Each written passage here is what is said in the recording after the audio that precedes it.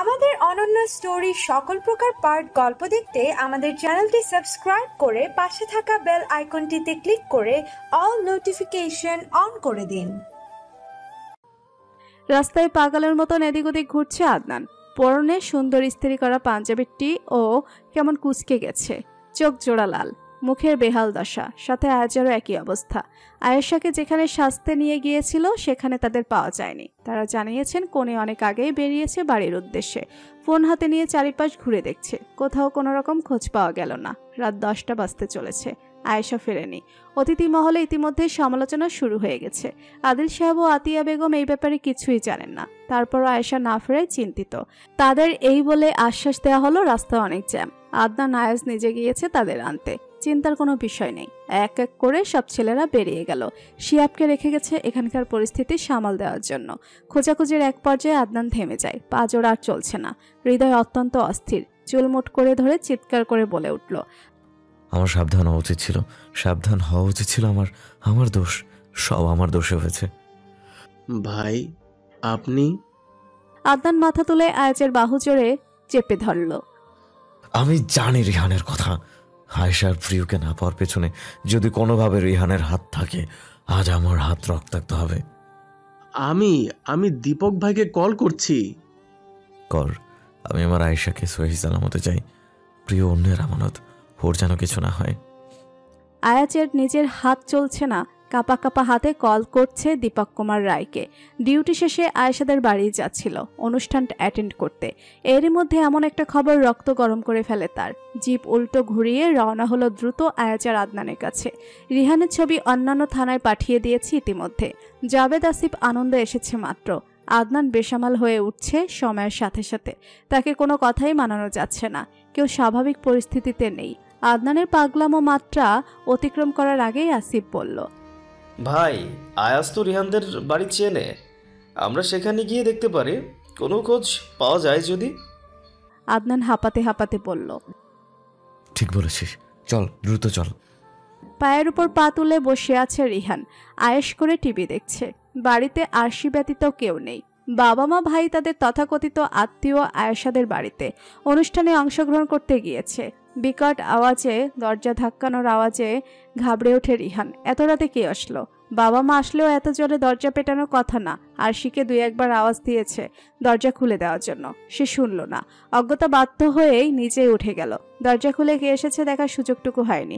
সাথে সাথেই আক্রমণের শিকার হয়েছে। গলা চেপে ধরে দেয়ালে পিঠ থেকে চোখ খুলে সামনে তাকাতে আদনানের ভয়ঙ্কর মুখ ফুটে উঠল। গলায় জোর প্রয়োগ করে আদনান বলল, আয়েশা কোথায়? বেশি জোরে গলা চেপে ধরায় কুকড়ে যাচ্ছে রিহান। শক্তপোক্ত হাত তার কণ্ঠনালী চেপে।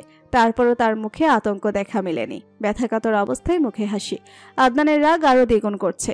আরশি চেঁচামেচিতে বেরিয়ে এসেছে। রিহানকে এভাবে ধরে রাখতে দেখে ঘাবড়ে ওঠে। মুখ ফুটে কিছু বলার আগে রিহান হাসি মুখে উত্তর দিল, কি যে বলেন দুলো ভাই, আপনার বউয়ের খবর আপনি না জানবেন? আপনার বউয়ের পুরাতন প্রেমিকের কাছে এসে কোনো লাভ আছে? গলা ছেড়ে ঘাড় চেপে ধরল রিহানের। হুঙ্কার ছেড়ে বলল আদনান, লাস্ট বার জিজ্ঞেস করছে আয়েশা কোথায়, এরপর উত্তর দেওয়ার মতন কোনো অবস্থায় থাকবে না। এরই মধ্যে আরশি এগিয়ে আসে, রিহানকে ছাড়ানোর ভঙ্গিতে বলে, আপনার বউ কোথায় সেটা রিহান কিভাবে জানবে? ছাড়েন ওকে। ও জানে, ওই গায়েব করেছে আয়েশাকে। না হয় জলজান্ত একটা মানুষ হারিয়ে যাবে। আপনার বউ দেখেন অন্য কারোর সাথে ভেগে গিয়েছে নাকি? ওর তো স্বভাব ছেলেদেরকে চড়িয়ে খাওয়া। আমার স্বামীকে আজ অব্দি শান্তি দিল না। অগ্নিমূর্তি ধারণ করলো আদনান। আরশির কথাগুলো বিষের মতন এসে লাগছে কানে। নিজের স্ত্রী সম্পর্কে আজে বাজে কথা শুনতে হচ্ছে। রিহানকে আয়াজের কাছে ছুঁড়ে ফেলে আঙ্গুল তুলে বলল, আজ তুই মেয়ে মানুষ না হলে তোর জবান টেনে ছিঁড়ে ফেলতাম। সমস্যা নেই, তোর ভাগের কষ্ট তোর জামাই পাবে। উল্টো ঘুরে আদনান আয়াজের উদ্দেশ্যে বলল, ও যে পর্যন্ত মুখ না খুলে ওর মার যেন বন্ধ না হয়। সিসিটিভি ফুটেজে দেখা যাচ্ছে আয়েশা এবং প্রিয়কে। কম্পিউটার স্ক্রিনের উপর প্রখর নজর গেড়ে দীপক। তার পেছনেই টেবিলে হাত রেখে ঝুঁকে আছে আদনানও। বেরিয়ে যদি উবারে উঠে বসলো, সৌভাগ্যবশত সেই গাড়ির নাম্বার পরিষ্কার দেখা যাচ্ছে। হন্তদন্ত হয়ে আদনান বলল, এগার খুঁজতে যাবো ভাই, চলেন। ওয়েট করো আদনান, এসব সময়ের ব্যাপার। ভেবে দেখেছো বাসার কি অবস্থা? আয়শাকে খোঁজার পাশাপাশি বাড়ির দিকটাও তো সামলাতে হবে নাকি? আমি জানি বাড়িতে ফাংশন, অনেক মেহমান, বাট আই ডোন্ট কেয়ার। আয়েশার চেয়ে বেশি আমার জন্য কোনো ফাংশন না, কোনো আত্মীয় ম্যাটার করে না। আমার জন্য আমার বোন খুব ইম্পর্ট্যান্ট। অনেক রাত হচ্ছে, অনেক সময় যাবে এসবে। হোক রাত, আজ আয়েশাকে ছাড়া আমি ফিরবো না। দীপক ঘুরে একজন কনস্টেবলকে প্রশ্ন করলো। রিহান কোনো কিছু স্বীকার করেছে? না স্যার। ওকে আরও খাতির যত্ন করেন, আর তরুণকে বলুন গাড়ি বের করতে। ব্যবসা দুর্গন্ধ ছড়িয়ে আছে চতুর্দিকে, কেমন এক গুমট পরিবেশ। ভার মাথা নিয়ে পিটপিট করে তাকালো আয়েশা। ভীষণ রকমের ব্যথা করছে মাথায়, চোখের সামনে সবটা পরিষ্কার নয়। অস্পষ্ট চোখে ডান পাশে চেয়ে আন্দাজ করতে পারলো প্রিয় বসে আছে, অথচ মাথা হেলিয়ে চুপচাপ, কোনো নড়চড় নেই।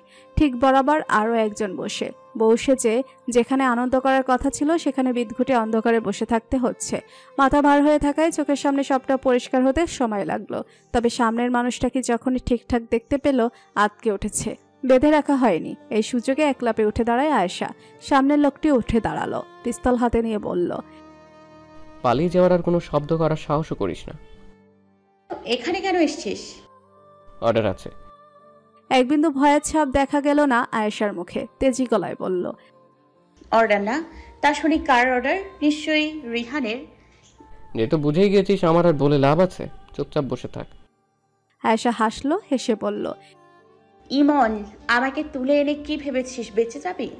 ভুল করছিস। আমার পেছনে কত মানুষ দাঁড়ানো সেটা খুব ভালো করেই জানিস। তোর 14 গোষ্ঠী নিয়ে টান দেবে। রিহানের না হয় নিজের আর নিজের পরিবারের প্রতি মায়া দয়া নেই, তোর তো আছে। নিজের ভালো চাইলে যেতে দে আমাদের। আমাকে ভয় দেখাচ্ছিস?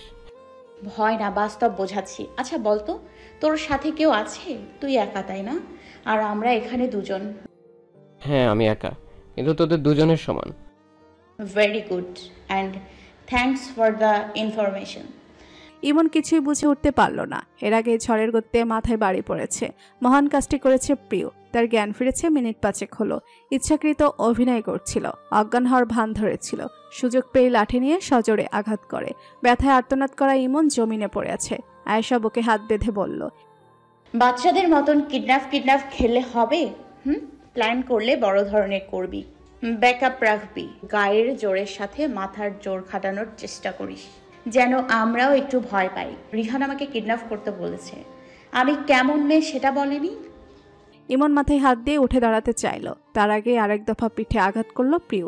একের পর এক আঘাত করে তাকে শক্তিহীন বানিয়ে তারপরই দম নিয়েছে, হাঁপিয়ে উঠেছে। আয়েশা বলল, হয়েছে, থাম। বের হওয়ার রাস্তা খোঁজা লাগবে, অনেক রাত হয়েছে। যে করেই হোক বাড়ি ফিরতে হবে। পিছনে ইমনের চেঁচামেচিকে উপেক্ষা করেই বেরিয়ে পড়ল দুজন। শুনশান নীরবতায় ঘেরা একটি স্থান, আশপাশ মানুষের কোনো অস্তিত্ব নেই।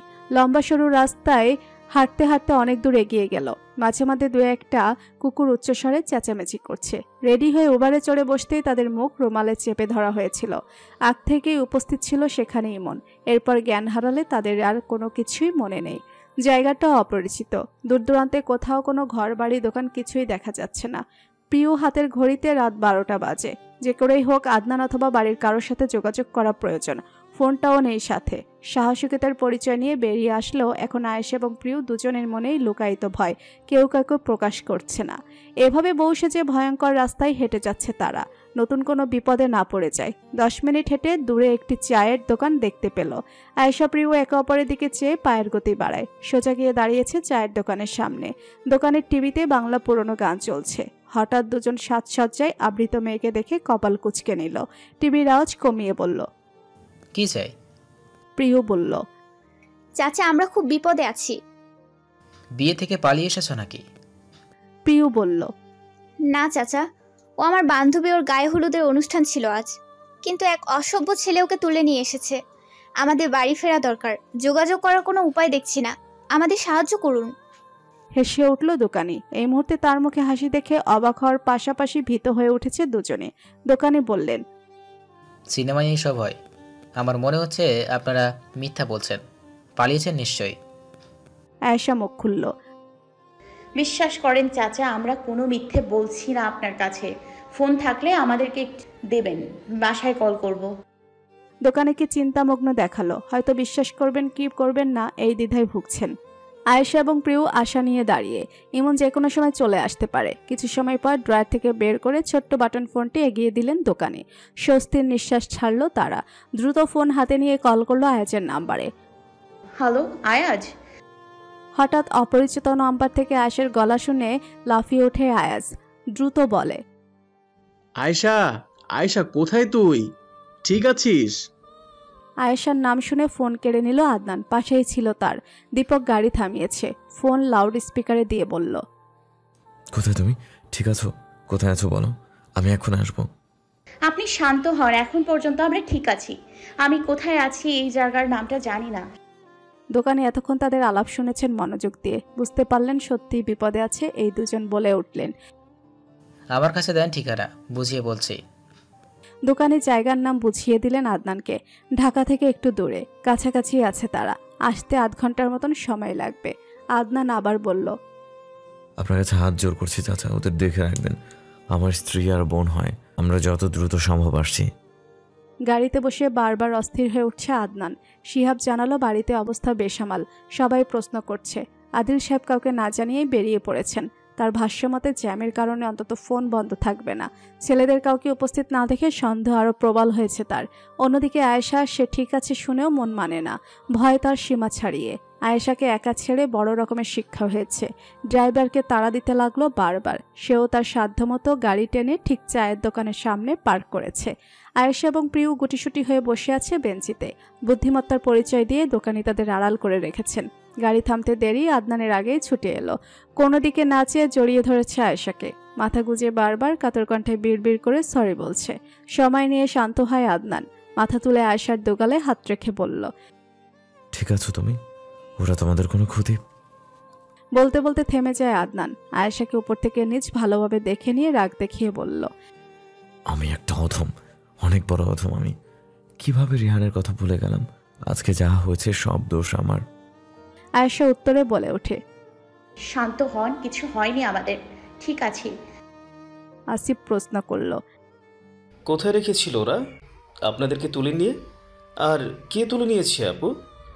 আয়েশা আঙ্গুল তুলে দূরে একটি গোডাউন দেখিয়ে বলল, ওই যে গোডাউনটা দেখা যাচ্ছে সেখানে রিহানের ফ্রেন্ড ইমন ও এসছে আমাদের এখানে। আপনাদের এখানে নিয়ে এলো কি করে? দীপক থামিয়ে দেয় আসিফকে, বলে, এসব প্রশ্নের উত্তর পরে হবে। আয়েশা আর প্রিয়কে নিয়ে বাড়ি ফেরো তোমরা তাড়াতাড়ি। হ্যাঁ, ওখানে পরিস্থিতি সামাল দিতে হবে। দ্রুত রওনা হ। সবাই একা একা গাড়িতে উঠে বসেছে। আদনান দোকানের কাছে এগিয়ে দিয়ে তার হাত ধরে ধন্যবাদ জানাচ্ছে। পকেট থেকে কিছু টাকা বের করে হাতে গুজে দিল। সবাই গাড়িতে বসলো। আদনান আসছে না। দীপকের সাথে কিছু কথা বলে সে উঠে বসলো। এসে প্রশ্ন করলো প্রিয়কে, প্রিয়, তুমি ঠিক আছো? হ্যাঁ ভাইয়া, একদম পারফেক্ট।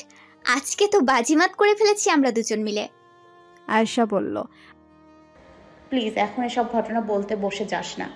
বাড়িতে না জানি কি অবস্থা, পরে আলোচনা হবে। আয়েশার হাত শক্ত করে চেপে ধরে আছে আদনান। ঠিক তার পাশে। বাঁধন এতটাই শক্ত যে হাতে ব্যথা পেল আয়েশা। দৃষ্টি দিল আদনানের মুখের দিকে। একদম চুপচাপ গোমরা মুখ, ঠোঁট কামড়ে সোজা চেয়ে আছে। অনর ভাবমূর্তি। কোণে এসেছে রাত 1টায়। ডাক পড়ে গেল পুরো অনুষ্ঠানে। অনেকে তো অপেক্ষা করতে করতে চলেই গিয়েছে। সবাই মুখে মিথ্যে হাসি টেনে সবার মাঝে এসে বসল। আদিল সাহেবকেও ফোন করে জানানো হলো আয়েশা ফিরেছে। আতিয়া বেগম হন্তদন্ত হয়ে গিয়ে এলেন। এসেই এত শত প্রশ্ন জুড়ে দিয়েছেন। আদনান তার দিকটা সামাল দিতেই আসিফ মাইক নিয়ে স্টেজে উঠে দাঁড়ায়, বলে ওঠে, আপনাদের তো সময় অপেক্ষা করতে হয়েছে, তার জন্য আমি দুঃখিত।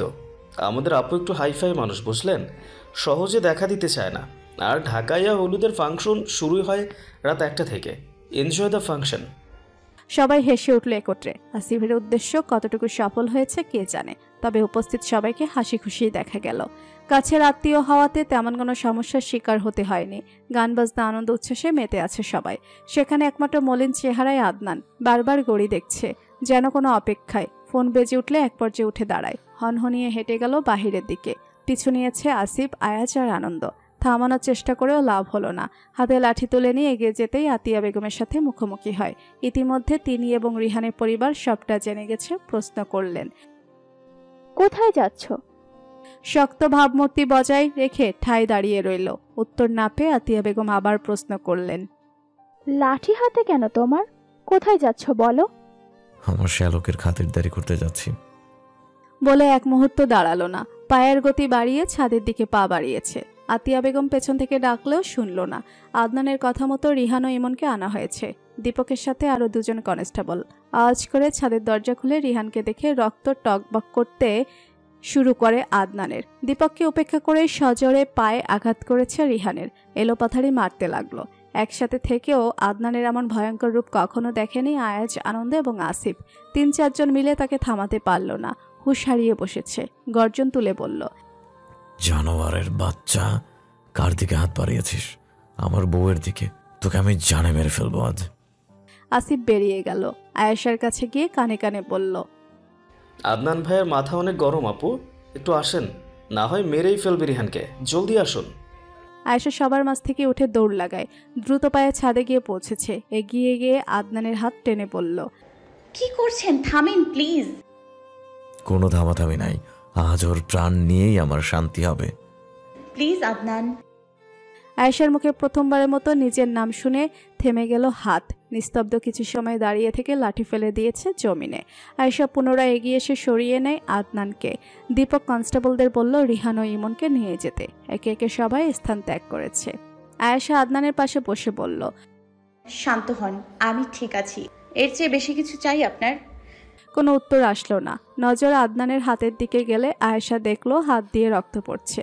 বিচলিত কণ্ঠে বলে উঠল, হাতে ব্যথা পেয়েছেন দেখি, রক্ত বের হচ্ছে। কেন এমন করলেন বলেন তো? দীপক ভাই ছিল না, সে শাস্তি দিত তাদের। ওদের মারতে গিয়ে নিজের ক্ষতি করলেন। মুখ খুলল আদনান। হাতের রক্ত মুছে পড়ল, ভেবেছিলাম তোমাকেও হারিয়ে ফেলেছি। বিয়ের অনুষ্ঠানে ব্যবহারের জন্য অনেকগুলো টিস্যু বক্স ছাদে রাখা হয়েছে।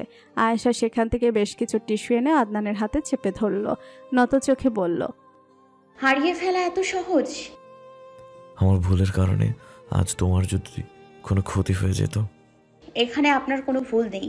যা হওয়ার হয়েছে বাদ দিন। দীপক ভাই আসল দোষীকে আচ্ছা মতো শিক্ষা দেবে। এই শিক্ষাটা আগে দেওয়া উচিত ছিল না? আজ এত বড় ঘটনা ঘটতো না। আজ ওর বিরুদ্ধে শক্ত মামলা দিতে পারবে, যেটা আগে পারেনি। চলেন নিচে, সবাই কত এনজয় করছে আর আপনি এখানে বসে মেজাজ দেখাচ্ছেন। চলেন। আদনানের হাত টেনে নিয়ে যেতে লাগলো আয়েশা। 2-1 সিঁড়ি নেমেই হাত টেনে ধরে। হেসকা টানে নিজের মুখোমুখি এসে দাঁড় করিয়েছে। কোমরে হাত পেঁচিয়ে অল্প স্বল্প দূরত্ব মিটিয়ে নেয় আদনান। এক দৃষ্টিতে আয়েশার মুখশ্রীর পানে চেয়ে থাকলে আয়েশা প্রশ্ন করে বসে, কি হলো? এত কিছুর মধ্যে আমার বউকে ঠিকমতো দেখাও হয়নি। আয়েশা ধমকের সুরে বলল, আপনার না মেজাজ খারাপ ছিল? মুড চেঞ্জ হয়ে গেছে। আর এখন তুমি ফিট অ্যান্ড ফাইন আমার সামনে দাঁড়ানো, তাও আবার এত সুন্দর লুকে। মুড চেঞ্জ না হয়ে যাবে কই? অসভ্যতামি না করে আমাকে যেতে দিন, নিজেও চলেন। আদনান কপাল কুঁচকে বলল, কোথায় অসভ্যতা আমি করলাম? এখন যা করছেন সেই সবই অসভ্যতামি। তাই? মাত্রা অধিক গভীরতম ক্ষুদ্র নেত্র যুগল, তার চেয়েও বেশি মাদকতা কণ্ঠস্বরে। তাই এর বিপরীতে কোনো রকমের কথা আয়েশার মুখ থেকে বেরোয়নি। ভীষণ রকমের ভয় করে আদনানের এমন কণ্ঠস্বর এবং চোখ জোড়াকে। এলোমেলো বিধ্বস্ত অবস্থায় কাউকে এত সুন্দর দেখায়, আদনানকে দেখায়। কপালের কিছু অংশে জমে থাকা ঘাম চিকচিক করছে হলদে বাতির আলোয়। ওলট পালট হয়ে থাকা চুলগুলো ভিন্নভাবে আকর্ষণ করায়। ভাসমান চোখ জোড়া আয়েশাকে দৃষ্টি তুলে তাকাতে বাধা দিচ্ছে। না হয় ডুবে যাবে আদনান নামক ব্যক্তিগত পুরুষের ঘরে। ভালোবাসি। সঙ্গে সঙ্গে চোখ তুলে তাকায় আয়েশা। কানে ঠিক শুনেছে কিনা সেটা নিশ্চিত করতে আপনা আপনি প্রশ্ন করার ভঙ্গিতে বলল, বাংলা বুঝো না? বিদেশি বাতাস লেগেছে। ওকে, ইংলিশে বলি আই লাভ ইউ। কি অবলীলায় বলে ফেলল। প্রকাশ করলো নিজের অন্তরে পুষে রাখা ভালোবাসা। এতদিন তার চোখ যে বাণী আওড়া ছিল তার স্বীকারোক্তি আজ ঠোঁটে। কেমন প্রতিক্রিয়া দেওয়া উচিত এই হিসেব করতে করতে আয়েশা হা হরে চেয়ে রইল আদনানের দিকে। Do you love me? আবার আমতা আমতা করে আয়েশা বলল, নিচে চলুন, সবাই অপেক্ষা করছে। আরো শক্ত করে আয়েশাকে নিজের সাথে চেপে পড়ল। আমি আমার উত্তর চাই আয়েশা। এর আগে তোমার কোনো ছুটি নাই? না। বলো। না। বলতে হবে। একদম না।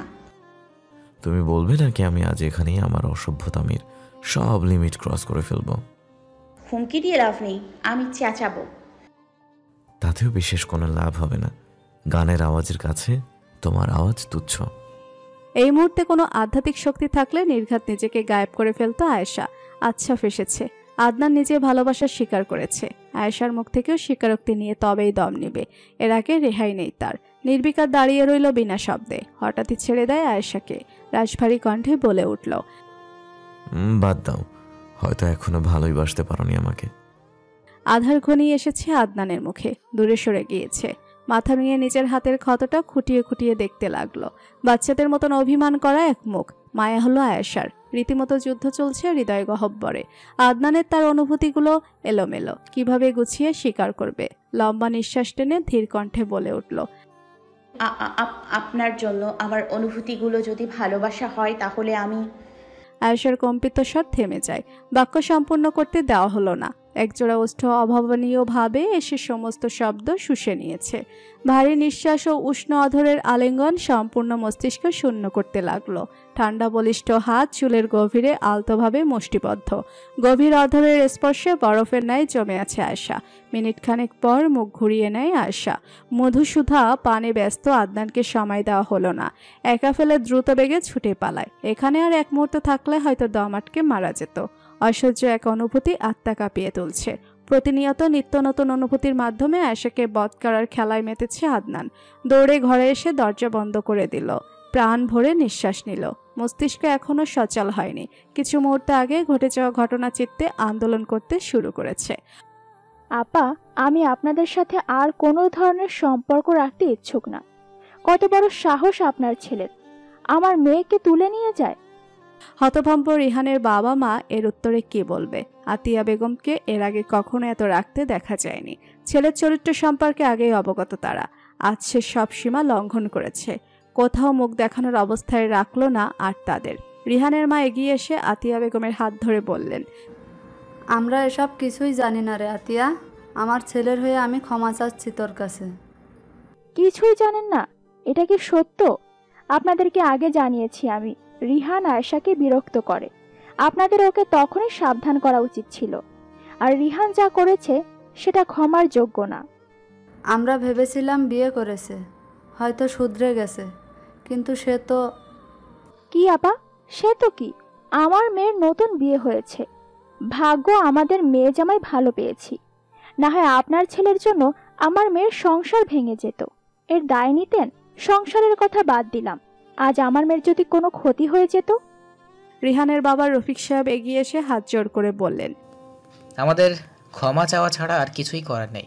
আমরা সত্যিই দুঃখিত এমন একটা ছেলে জন্ম দিয়েছি। আমরা আর কখনো আপনাদের মুখ দেখাবো না। রিহানের বাবা মা ও ভাই চলে গেল আয়েশাদের বাড়ি থেকে।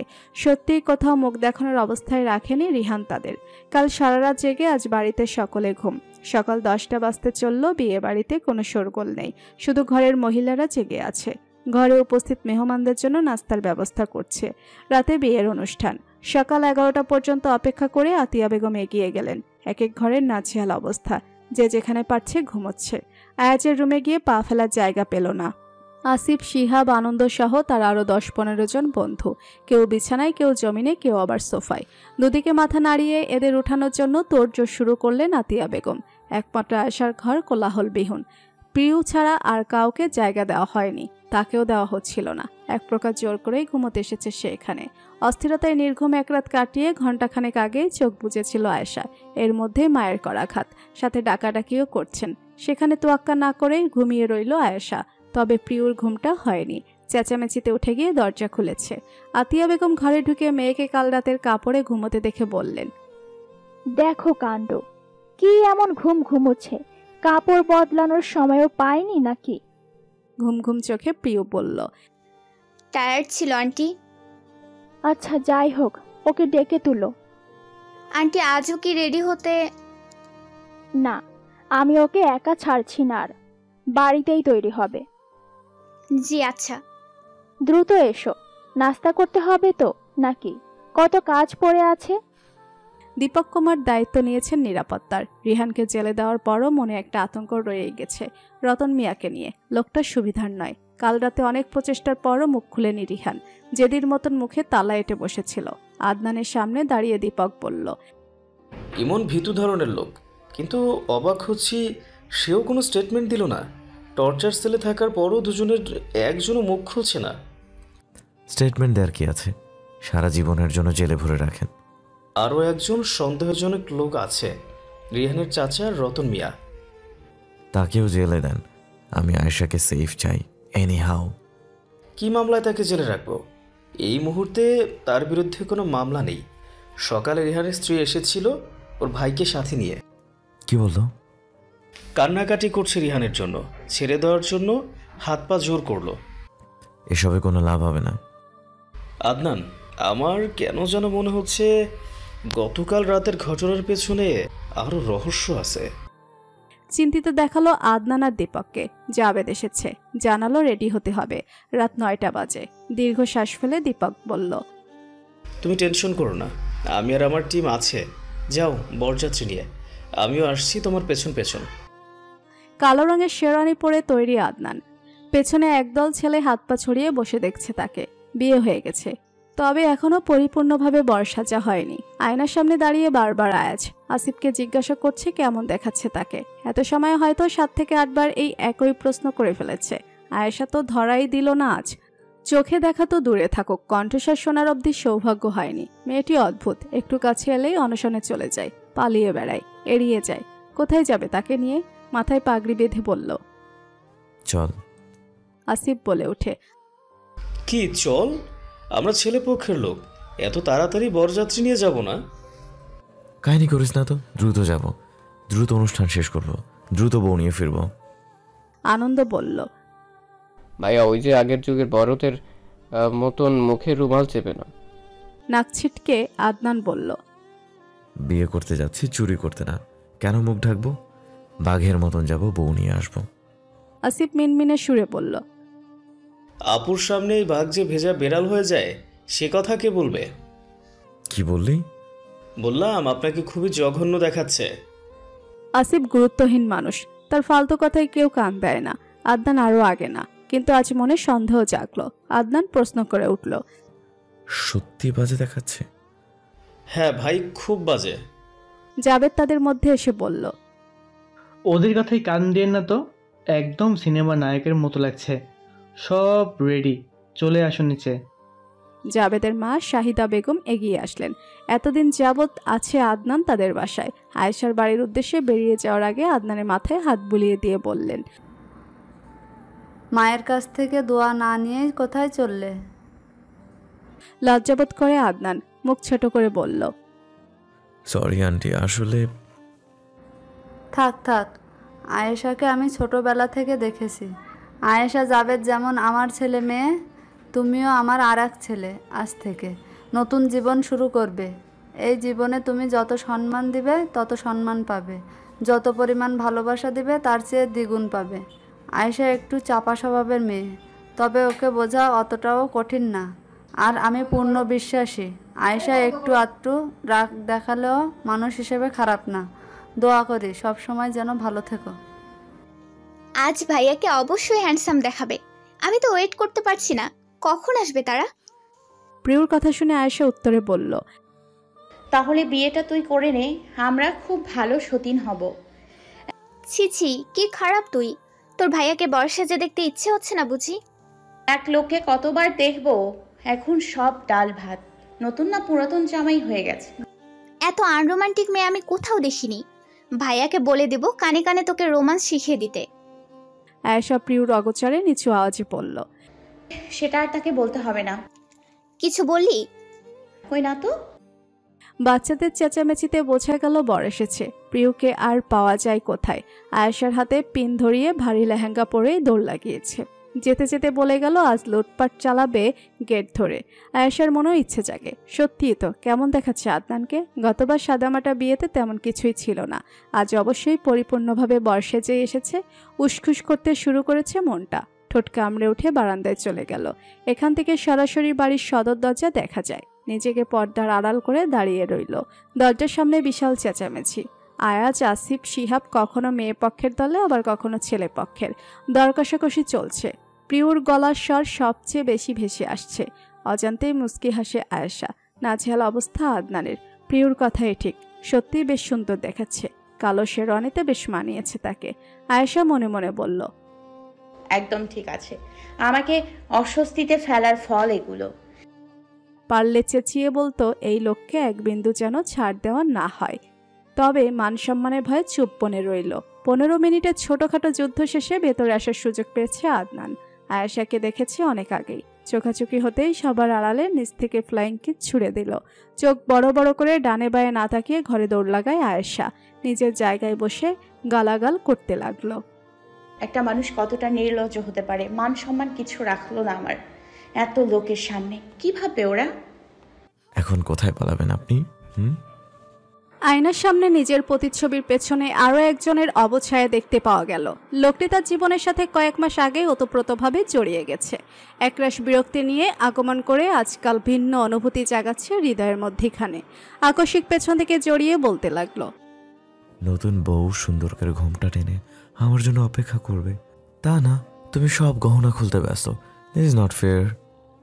আমি মোটেও নতুন বউ না। আমি কোনো কথা শুনতে চাই না। আমি বাইরে যাচ্ছি, তুমি ঘোমটা দিয়ে বসে পড়ো, তারপর আমি আসব। এসব আমার দ্বারা সম্ভব না। ভীষণ আনরোম্যান্টিক তুমি। লজ্জা পাও না একটু? স্বামী হিসেবে সম্মান তো দূরের কথা। দেখো আয়েশা, আমি বলে দিচ্ছি, আমি আমার এবারের বাসরাতে কোনোভাবে ওয়েস্ট করব না। আয়েশা ঘুরে তাকায় আদনানের দিকে, হেসে বলল, আমিও ওয়েস্ট করব না। আসেন, আপনার সাথে কথা আছে আমার। আশার আলো বিচ্ছুরিত হচ্ছে মনে। এই বুঝি তার বউ একটু ভালোবাসার কথা বলবে। তেতো নিরামিষ মানবের মুখে মিষ্টি কথা ফুটবে। হাবভাব দেখে মনে হচ্ছে ভালো মোডেই আছে। আদনানও মনের খুশিতে বসে পড়ল আয়েশার সামনাসামনি। বেশি সময় বসেনি, পরক্ষণে এই কলে মাথা রেখে শুয়ে পড়েছে। প্রগাঢ় দৃষ্টি আয়েশার দিকে ছুঁড়ে বলল, বলো বউ, কি বলবে? তোমার মুখের মধুর বাণী শুনতে আমার মন উতলা হয়ে আছে। আদনানের চুলে হাত গলিয়ে নেয়, আলতো হাতে বিলি কেটে দিচ্ছে। আদনান এক মুহূর্তের জন্য থমকায়। এটা আয়েশা তো, নাকি তার সামনে আয়েশার রূপে অন্য কাউকে এনে দেওয়া হয়েছে? তার মুখের হাসিটাও কেমন রহস্যজনক। কিছুক্ষণ এসব চিন্তায় ডুবে থেকে মাথা ছাড়া দিয়ে ফেলে দিল।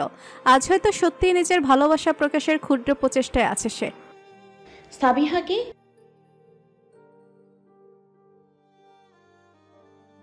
ওঠেন কেন? এভাবে শুয়ে থাকেন, উত্তর দেন আমার কথার। কে সাবিহা? একদম গলা চেপে মেরে ফেলবো। কি করেছেন বিয়ের আগে? কয়টা মেয়ের সাথে প্রেম করেছেন? ধরা পড়েছে। সাবিহা প্রেমিকার খোঁজ আয়েশা পেয়ে গেছে। তার চেয়ে বেশি আশ্চর্যজনক হলো এই খোঁজটা পেল কি করে। এই প্রশ্ন করার সাহস আপাতত নেই। দ্বিতীয়বারের মতন বাসর ঘরে অতীতের সিন্দুক খুলে বসবে আয়েশা, এটা দারুণভাবে চিন্তা শক্তির বাইরে ছিল। গলা খাদে নামিয়ে আদনান বলল, দেখো, বাচ্চাকালের প্রেম ছিল, একদম স্কুল টাইমের। এখন এসব কথা তুলে লাভ আছে বলো? স্কুল টাইমের প্রেম? সেই বয়স থেকেই ইচ্ছুরে পাকা ছিলেন। ওই মেয়ে আপনাকে আবার মেসেজ করে কেন? তুমি জানলে কি করে? এসব জানা আমার ওয়ান্টোর ব্যাপার। আপনি উত্তর দিন, ওই মেয়ে আপনাকে কেন মেসেজ করেছে আবার? দেখে তো মনে হলো বিবাহিত, আবার বাচ্চাও আছে। আমি ইউএস যাওয়ার পরে ওর বিয়ে হয়ে গেছে। এই খবরও জানেন দেখছি। এখনো যোগাযোগ হয় বুঝি? হয় না রে ভাই, কি ভেবে মেসেজ করছে কে জানে। এক কাজ করো, এই নাও আমার ফোন নাও, ব্লক করে দাও। এক্স মেসেজ করতে না করতে আমাকে ভাই বানিয়ে দিলেন। হিংসার ছাপ চোখে মুখে, রীতিমতো জেরা করেই যাচ্ছে। সবশেষে একটা কথা বলে ফেলল। চুলের মুঠি আরো শক্ত করে ধরে বলল, বলছেন না কেন? ব্যথা পাই তো। আপনার ব্যথা পাওয়া উচিত। আয়েশার অবাধ্য হয়ে উঠে বসলো আদনান, বলল, আচ্ছা শুনো তাহলে, আবেগের বসে ক্লাস 10-এর ম্যাট্রিক পাস করার পর প্রেম করেছিলাম। ওই প্রেম টিকেছে মাত্র 1 মাস, কারণ আমার ভাগ্যে তোমার মতন ডাইনি মহিলা লেখা ছিল। রাগের পরিমাণ দ্বিগুণ হলো। আদনানের বুকের উপর বেশ ক্ষোভ আয়েশার। যত অত্যাচার সেখানেই। এই জায়গাটায় আক্রমণ করার জন্য বেছে নেয় প্রতিবার। আজও বিপরীতে কিছুই হলো না। ডাইনি বলার প্রতিশোধ নিল জোরে ধাক্কা দিয়ে। উঠে দ্রুত হাঁটার চেষ্টায়, কিন্তু লেহেঙ্গার ভারে সেটাও সম্ভব হয়নি। কোনো রকম হেঁটে গিয়ে বারান্দায় এসে বসেছে। জানা আছে আদনানও ঠিক পিছু নেবে, হলো তাই। হাঁটু ভাঁজ করে বসে পড়ল আয়েশার সামনে। আধারে অলংকারে চিকচিকে আলোতে মুখটা বিষণ্ণ। স্মিত হাসলো আদনান, বলল, এলোমেলো কিছু অনুভূতি আমার মধ্যে, হয়তো সঠিকভাবে ভালোবাসাটা প্রকাশ করতে জানি না, তবে এটুকু আশ্বাস দিতে পারি আমার জীবনে একজন নারীর সম্পূর্ণ অধিকার আছে। না ভুল বললাম? আমার ওই নারীকে ঘিরে আমার পুরোটা জীবন। সামান্য থেমে আবার বলতে লাগলো আদনান, তোমাকে কখনো ধন্যবাদ দেয়াই হয়নি। এক আকস্মিক ঢেউয়ের মতন এসেছো, আমাকেও সাথে তলিয়ে নিয়ে গেলে। একজন চলে তার প্রিয়তমার হাসির প্রেমে পড়ে, কথার প্রেমে পড়ে, চোখ হারিয়ে যায়। আমার ক্ষেত্রেও কি তাই? কিন্তু তার চেয়ে বেশি আমার তোমার মিথ্যে রাগটা ভারী পছন্দের। অদ্ভুত পছন্দ আপনার। শব্দ করে হেসে উঠল আদনান, বলল, আমার সঙ্গ তোমার কেমন লাগে? আমি জানি এর উত্তরে তুমি বলবে ভালো লাগে না। হ্যাঁ, লাগে না ভালো। মিথ্যে। আমি এত কিছু বুঝি না, আপনাকে যেন অন্য কোনো মেয়ের দিকে তাকাতেও না দেখি। তুমি জেলাস? না। নিজের হৃদয়কে আমার কাছে সম্পূর্ণ উন্মুক্ত করে দিলে কি এমন ক্ষতি হয়ে যাবে আয়েশা? আমি তোমার রন্ধ্রে রন্ধ্রে বসবাস করতে চাই। ভালোবাসা প্রকাশ করা সেটাকে ভুল কিছু?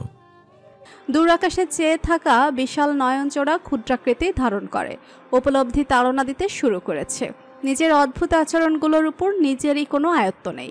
অজান্তেই কষ্ট দিয়ে ফেলেছে না তো আদনানকে। সেও আশাবাদী আয়েশা থেকে সামান্য ভালোবাসা পাওয়ার। ওই সামান্যটুকু দিতেই আয়েশা অপারক। মন্থর কণ্ঠস্বর আদনানের কর্ণকুহরে পৌঁছে।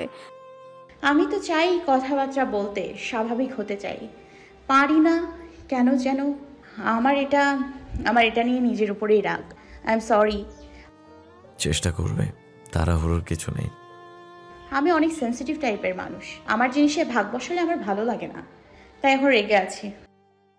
রাগ একটু কমেনি? আয়েশা ঠোঁট চেপে ভেবে চিনতে উত্তর দিল, একটু কমেছে।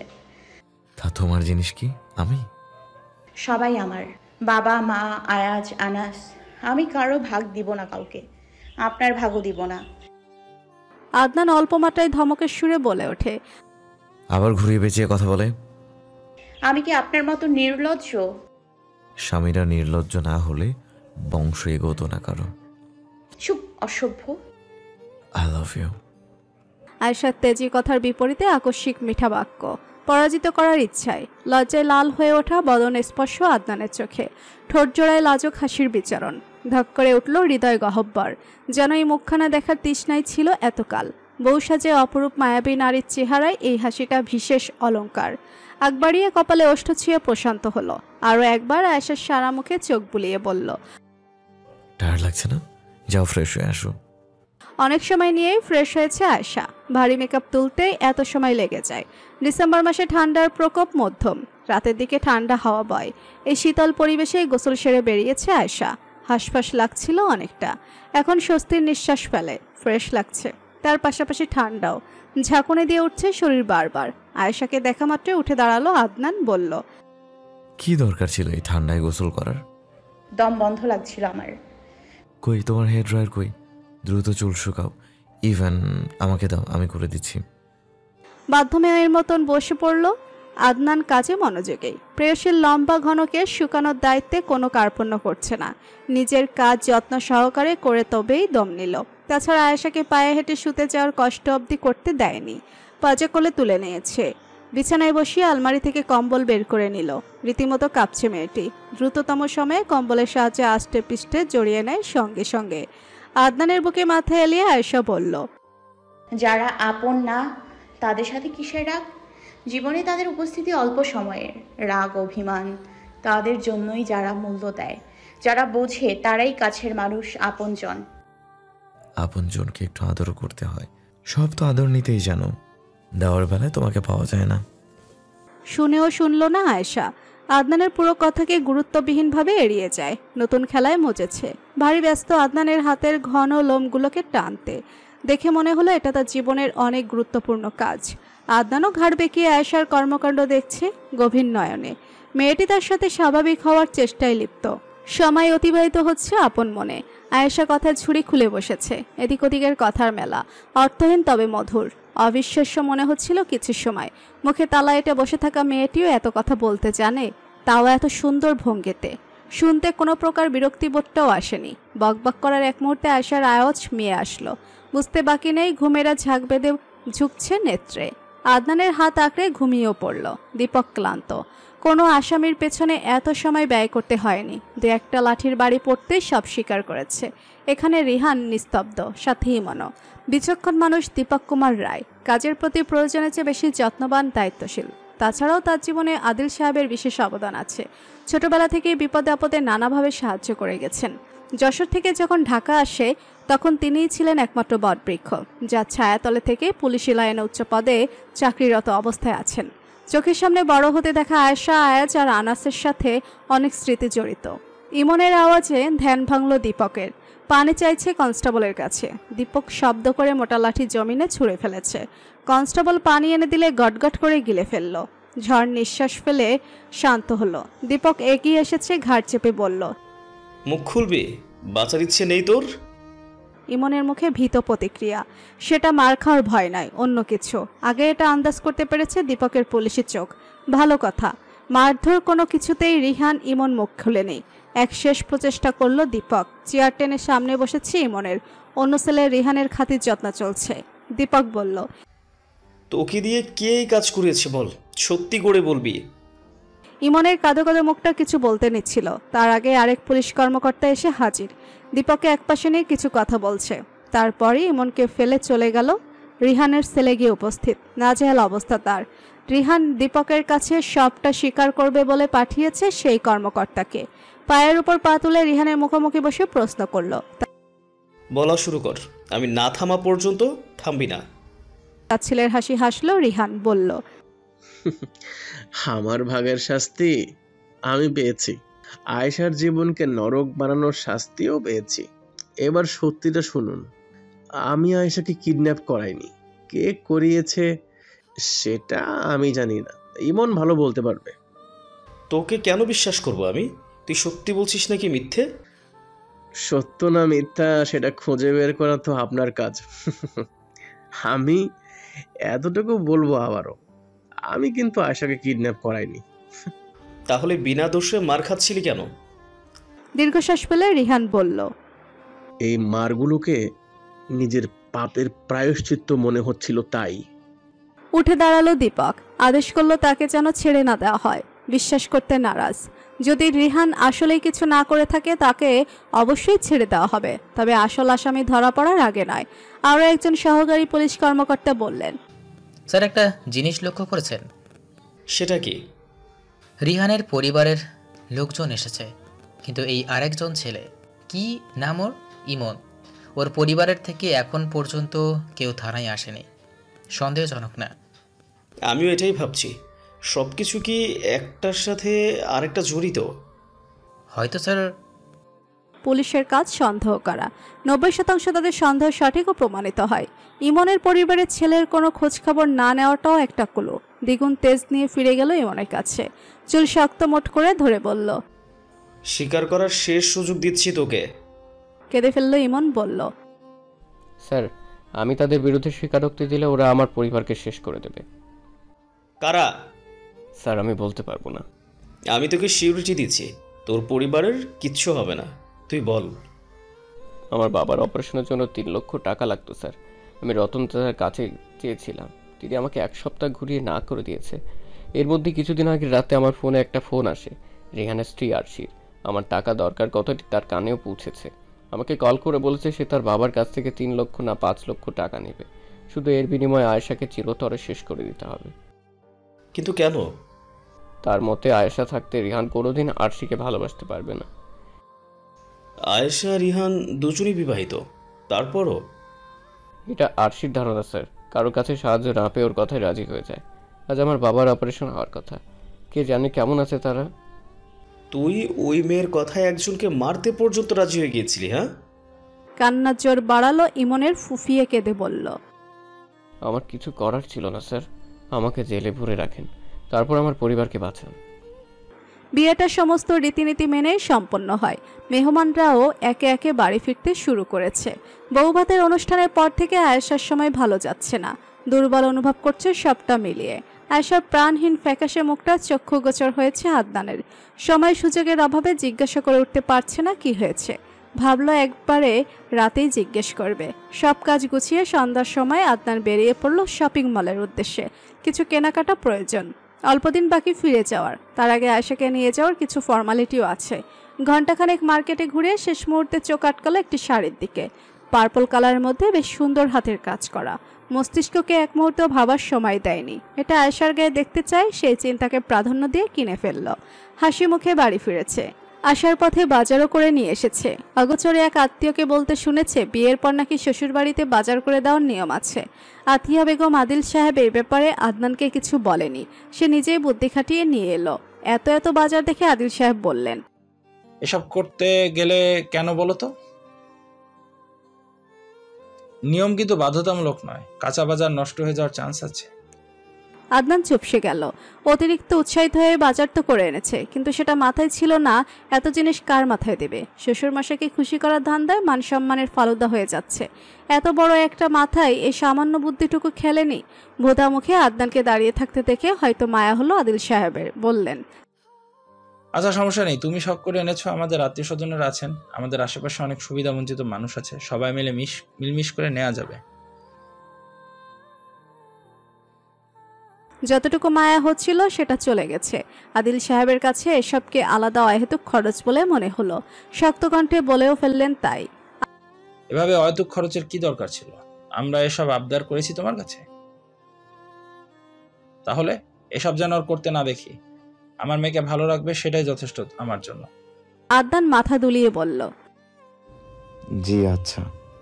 খুব সাবধানে আদিল সাহেব এবং বাকিদের জন্য আনা উপহারের ব্যাগ সোফায় রেখে কেটে পড়ল। চোরের মতন আদিল সাহেবকে আর কিছু বলার সুযোগ দেওয়া যাবে না। মেয়ের মতো এই গম্ভীর মানুষ, দেখলেই ভয় করে। এনেছে যেহেতু না দিতেই চলে যাবে। আদিল সাহেবও এহেন কাণ্ডে মুচকি হাসলেন। আতিয়া বেগম এই হাসির রহস্য জানতে এসে হাজির প্রশ্ন করলেন, আপনি একা একা হাসছেন কেন? নিউজপেপার ভাঁজ করে রেখে চায়ের কাপ হাতে তুলে নিলেন আদিল সাহেব। হাসি মাখা মুখেই বললেন, বাবারা মেয়েদের বিয়ে দেয় এই আশায় যে একজন যোগ্য বুঝদার ছেলে তার মেয়েকে আগলে রাখবে। ম্যাচুরিটি সম্পন্ন একটা ছেলে চায়। আমার মেয়ের ক্ষেত্রে দেখছি সবই উল্টো। মানে বুঝিনি। আদনানের মধ্যে আমি বাচ্চাদের মতন স্বভাব দেখতে পাই। কাজ করতে চায় বড়দের মতন, কিন্তু চাল চলন কিশোর বয়সের ছেলেদের। আদনান যথেষ্ট ম্যাচিওর। হয়তো আমি ওর মধ্যে আস্ত একটা বাদর দেখতে পাই। শ্বশুর জামাইয়ের সম্পর্ক বলে কিছু বলতে পারি না। আর আপনার মেয়ে ঠিক তার বিপরীত। বউ, ও বউ। সুরেলা কণ্ঠে আয়েশার কপালে ভাঁজ পড়ল। মাথার উপর বালিশ টেপে কান বন্ধ করে রেখেছে। আদনানের অহেতুক কথা শোনার পক্ষে শরীর সায় দিচ্ছে না। অসুস্থ বোধ করছে বেশ। অবেলায় আয়েশাকে শুয়ে থাকতে দেখে আদনান পাশে এসে বসে পড়ল। মাথায় হাত বুলিয়ে বলল, কি হয়েছে বউ? কিছু না। কিছু তো হয়েছে। আমি কয়েকবার লক্ষ্য করেছি তোমার মুখে 12টা বেজে আছে। শরীর খারাপ? খারাপ লাগছে। আদনান তৎক্ষণাৎ কপালে হাত রাখল। চিন্তিত সুরে বলল, কি হয়েছে? মানে কি সমস্যা হচ্ছে বলো তো? তেমন কিছু না, একটু রেস্ট নিলে ঠিক হয়ে যাব। না না, তোমাকে দেখে কোনোভাবেই মনে হচ্ছে না তুমি ঠিক আছো। চলো ডাক্তারের কাছে যাব। আয়েশা উঠে বসে বলল, কি আশ্চর্য কথা, এইটুকু অসুস্থতায় ডক্টরের কাজ কি? আর আপনার হাতে কি? শাড়ি এনেছি তোমার জন্য। মলিন মুখখানা জুড়ে মৃদু হাসি ফুটে। আগ্রহ নিয়ে শাড়িটি বের করে দেখতে লাগলো। পছন্দ রঙের শাড়ি দেখে হাসির ঝলক আরো সুদীর্ঘ হয়েছে। শাড়িটি এপাশ ওপাশ ফিরিয়ে দেখতে লাগলো। বলল, আপনার পছন্দ আছে বলতে হবে। ঠিক, তুমিও তো আমার পছন্দ। তা তো বটেই। কতগুলো ছেলেকে রিজেক্ট করেছি জানেন? আপনি হলেন lucky winner. You should be proud. তাই আমি কয় নাম্বার তাহলে? আয়েশা নিজের ফোন আদনানের দিকে এগিয়ে দিল। গ্যালারি দেখিয়ে বলল, দেখেন এখানে সব ছেলের বায়োডাটা আছে, সব রিজেক্টেড প্রোডাক্ট। ছি আয়েশা, তুমি ছেলেদেরকে প্রোডাক্ট হিসেবে গণ্য করো? জোরালো কণ্ঠে উল্টো প্রশ্ন ছুড়ে দিল আয়েশা। করি তো, কোনো সমস্যা? না, আমার কোনো সমস্যা নেই। এদের বায়োডাটা এখনো রেখে দিয়েছো কেন? ডিলিট করে দিই আমার সতীনগুলোকে? যা ইচ্ছে করেন। শাড়িটা পরে দেখো। আয়েশা বিছানা ছেড়ে উঠতে উঠতে বলল, না এখন না, আলমারিতে রেখে দেই, যখন আমার মুড হবে তখন পরবো। উঠে ঠিকঠাক দাঁড়াতে অবধি পারল না, ব্যালেন্স হারিয়ে পুনরায় ধপ করে বিছানায় বসে পড়েছে। পেটে হাত চেপে নিল, প্রচণ্ড পরিমাণ ব্যথা, ক্ষণিকের মধ্যে যেন পুরো দেহকে দুমড়ে মুচড়ে দিল।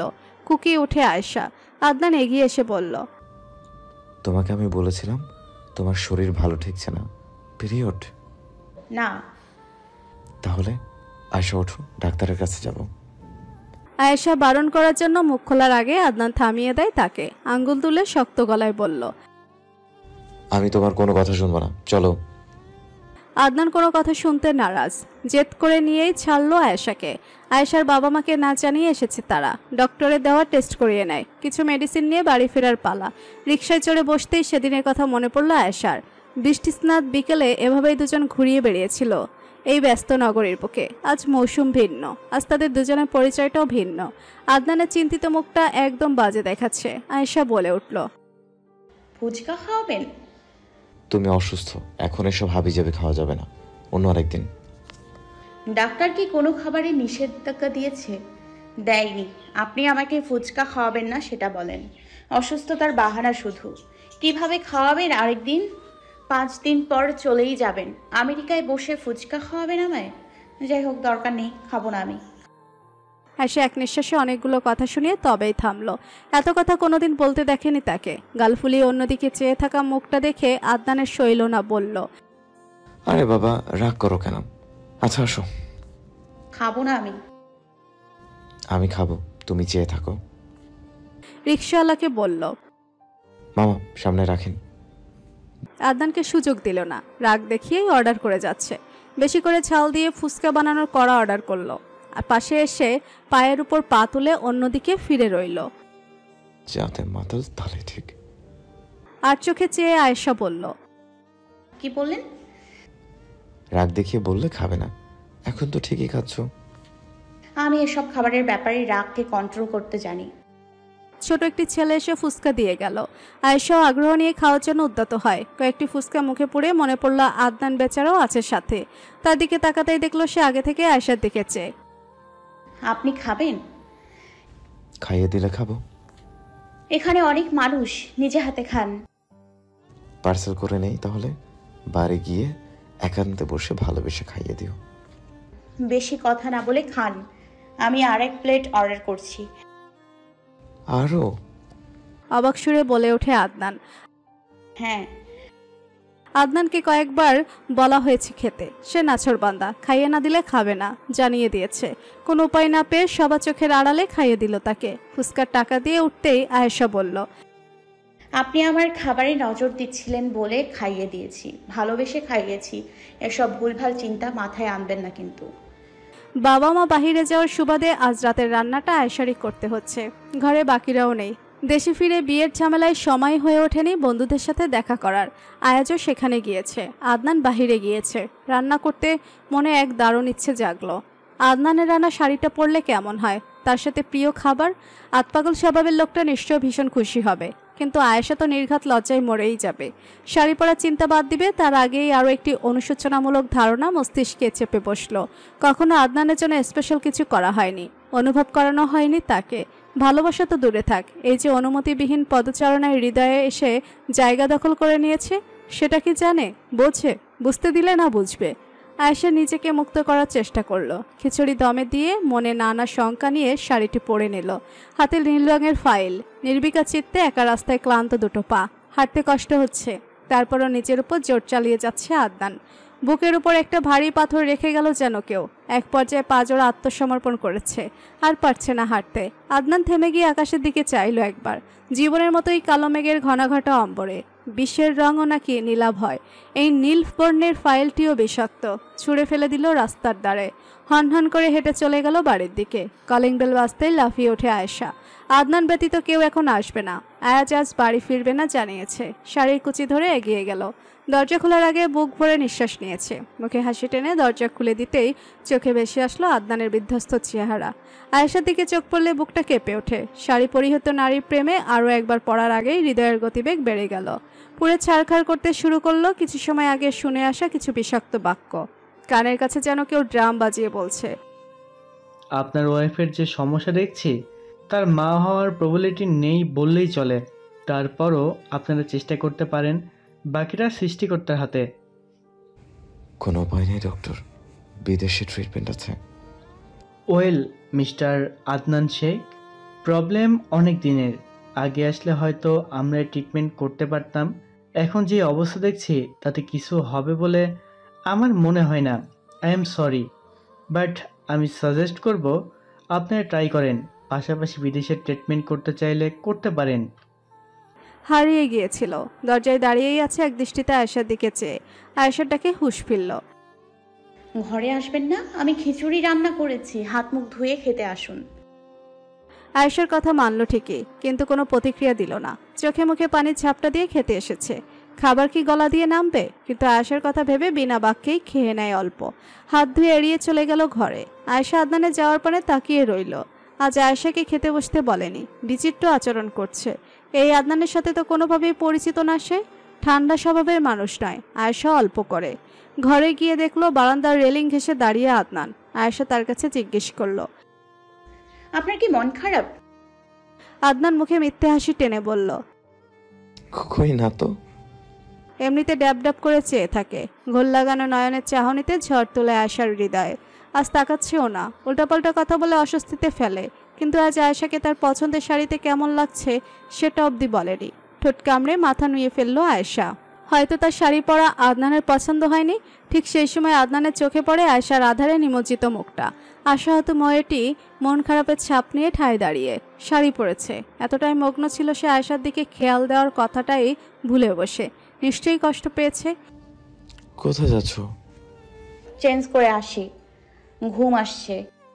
কিন্তু আমি তো তোমাকে ঠিক মতো দেখলামই না। আমার জন্য এত আয়োজন, আর আমার থেকে পালিয়ে যাচ্ছ। চোখের এক কোণে জল জমেছে। তারপরও কাছে টেনে নিল আয়েশাকে। তার দেওয়া শাড়িতে নিজেকে সামান্য উপস্থাপন করার প্রয়াস করেছে। আজ আয়েশাকে ভিন্ন লাগছে। তার আচরণে ব্যাপক পরিবর্তন। নারীময় সৌন্দর্য প্রস্ফুটিত সমগ্র দেহ। সমুদ্রের ন্যায় গভীর চোখে অভিমান। তার জন্য এতটা বদলালো নিজেকে, সে কিনা কোনো গুরুত্বই দিল না। এই মায়াময় মুখের অধিকারিণী নারীকে কি করে বলবে এই তিক্ত সত্য? কি প্রতিক্রিয়া হবে তার? ভেঙে পড়বে নাকি পাথরের ন্যায় শক্ত হয়ে যাবে? আয়েশাকে শক্ত করে বুকে জড়িয়ে বলল, আমি তোমাকে সত্যি অনেক ভালোবাসি। তোমার চেয়ে বেশি আমার কাছে আর কিছুই না। আর কোনো সুখ চাই না। আমার জীবনে শুধু তুমি হলেও চলবে। অতিশয় আকুলতা মিশ্রিত কণ্ঠ আদনানের। হঠাৎ কি হলো তার? আয়েশা প্রশ্ন করল, কি হলো আপনার? এভাবে বলছেন কেন হঠাৎ করে? আমি শুধু তোমাকে ভালোবাসি, ব্যাস এটুকুই। মাঝে মধ্যে যে কি হয় আপনার, সত্যি পাগল আপনি। আয়েশার এহনো কথায় কথা তুলে তাকালো আদনান। আকস্মিক ওষ্ঠের সাথে ওষ্ঠ মিলিত হওয়ার চমকে উঠেছে আয়েশা। ভারী নিঃশ্বাসের দাপটে শূন্যে ভেসে বেড়াচ্ছে সকল চিন্তা শক্তি। আজ আদনান অস্থির। এত শক্ত করে নিজের সাথে চাপড়ে ধরেছে যেন ছেড়ে দিলেই হারিয়ে যাবে। নিঃশ্বাস নেওয়ার সুযোগটুকু দিচ্ছে না। সময় নিয়ে নিজেকে শান্ত করলো আদনান। নিজের দুহাতের আদলায় আয়েশার নরম গালকে আগলে নিয়ে বলল, আজ তোমাকে ভালোবাসার সুযোগ দিবে। জীবনের একটা নতুন অধ্যায় শুরু করতে চাই, সম্মতি দিবে? একরাশ আশা নিয়ে আদনানের চোখ জোড়া। এই চোখে চোখ রাখার সাহস নেই। ভিন্ন আচরণের আদনান ভাবাচ্ছে তাকে। অনেক বড় আবদার ফেলল। না আছে আবদার মান্য করার সাহস, না আছে এড়িয়ে যাওয়ার সুযোগ। হৃদয়ের তুফান বেগ পেতে শুরু করলো। আদনানের শুভ্র টি শার্ট মুঠ করে ধরে রেখে চোখ বুজে রয়েছে। বিশ্বাস করো আমায়? এর উত্তর দিতে সময় নেয়নি আয়েশা। স্পষ্ট কণ্ঠে বলে উঠল, করি। ভালোবাসো? নিজের সমস্ত দ্বিধা কাটিয়ে গলা জড়িয়ে ধরল আদনানের। কাতর গলায় বলে উঠল, আমার জীবনে কখনো ভালোবাসা আসেনি। আমি জীবন কাটিয়েছি একাকিত্বে। আবার আশপাশটা যত কোলাহলপূর্ণ, আমার ভেতরটা ততই নীরব। তবে আজকাল আপনি আমাকে যে অনুভূতির মুখোমুখি এনে দাঁড় করিয়েছেন সেটা সত্যিই ভিন্ন। কিন্তু আমার মনে ভয়টা প্রকট। যদি ভালোবাসা প্রকাশ করে ফেললে সেটাকে সামলে রাখতে না পারি, ভয় খারাপ জিনিস, মানুষকে ভালো থাকতে দেয় না। কখনো কোনো বিষয়ে তোমার ভালো লাগা জন্মালে, কাউকে ভালোবাসলে বলে দিতে হয়। বেশি সময় নিলে সেটা আবার কষ্টে পরিণত হয়ে যায়। অনেক সময় আদনানের সাথে মিশে থেকে উত্তরে বলল, আমি আপনাকে সারা জীবন পাশে চাই। রাতের গভীরতা বেড়েছে, তার সাথে আদনানের ভালোবাসার প্রগাঢ়তা। প্রিয় নারীর সান্নিধ্যে মত্ত, তাকে সম্পূর্ণ নিজের করে নেওয়ার উদ্যম। আজ আদনানকে প্রত্যাখ্যান করার সাহস হয়নি। ভীষণ অস্থির সে। সময়ের সাথে সাথে বেড়েই চলেছে আদনানের অস্থির আচরণ, যেন সে উন্মাদ। তার উপচে পড়া নিঃশ্বাসের প্রমাণ দিচ্ছে। উষ্ণ স্পর্শে ভালোবাসার গভীরতা প্রমাণ করতে ব্যস্ত। কুকড়ে উঠছে আয়েশা। নতুন এক আদনান তার সন্নিকটে। কিসের এত ব্যাকুলতা? মনের মাঝে এক অজানা দহন ক্রিয়া। আজ যেন ভালোবাসায় কোনো কমতি না থাকে, পুষিয়ে নেওয়ার পরিপূর্ণ প্রচেষ্টা। গভীর স্পর্শের দ্বারা আয়েশার সকল অপূর্ণতা ঘুচিয়ে নেবে। নিজের জীবনের ভয়ঙ্কর সত্য যেন আদনানের ভালোবাসার কাছে ফিকে পড়ে যায়, তুচ্ছ মনে হয়। চোখ ভিজে এসেছে দুজনেই। মর্মবেদনা আচ্ছাদিত আদনান, অন্যদিকে আয়েশার অনুভূতি এলোমেলো। এর আগে তো কখনো স্পর্শনটির মধ্য দিয়ে যাওয়া হয়নি। আদনানের ঘনিষ্ঠতা ও মাদকতায় পরিপূর্ণ। মন মস্তিষ্ক সর্বাঙ্গেই নিজের আয়ত্তে নিয়ে এসেছে। আয়েশার সারা মুখে অধর ছুঁয়ে চলেছে। তড়িতের গতিতে এক একটা স্পর্শ বয়ে চলছে সম্পূর্ণ কায়ায়। ভারী নিঃশ্বাসের ঝংকারের পাশাপাশি বারংবার আদনানের কণ্ঠস্বর ভেসে এসেছে। বারবার আউড়িয়ে যাচ্ছে ভারী সুরে শুধুমাত্র একটি মাত্র বাক্য, আমার তোমাকে ছাড়া আর কিছুই চাই না, কিচ্ছু না।